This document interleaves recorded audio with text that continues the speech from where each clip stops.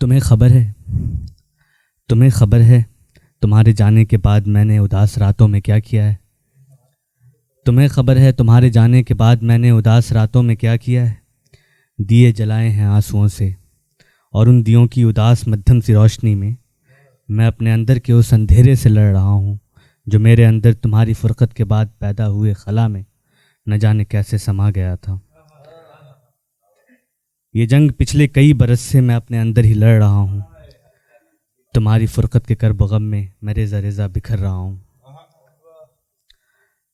اور اس دیے کی اداس مدھم سی روشنی میں اپنے اندر کے اس اندھیرے سے لڑ رہا ہوں جو میرے اندر تمہاری فرقت کے بعد پیدا ہوئے خلا میں نہ جانے کیسے سما گیا تھا۔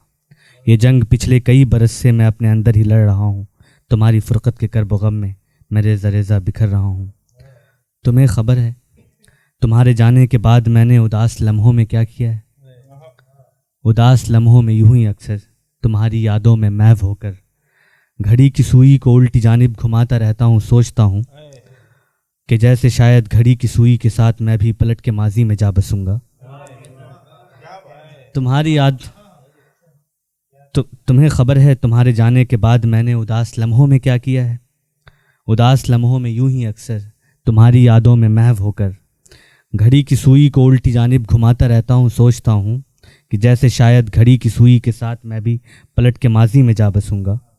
جہاں تم پہلی دفعہ ملی تھی اسی جگہ تم سے پھر ملوں گا، وصال لمحوں میں ہی رہوں گا، خیال فردا کو چھوڑ دوں گا۔